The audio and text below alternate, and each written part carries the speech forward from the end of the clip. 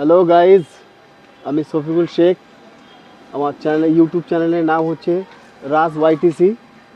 তো বিগত কয়েকদিন ধরে আমরা ভিডিও করতে পারছিলাম না বৃষ্টির কারণে, লাগাতার বৃষ্টি হয়েই যাচ্ছে।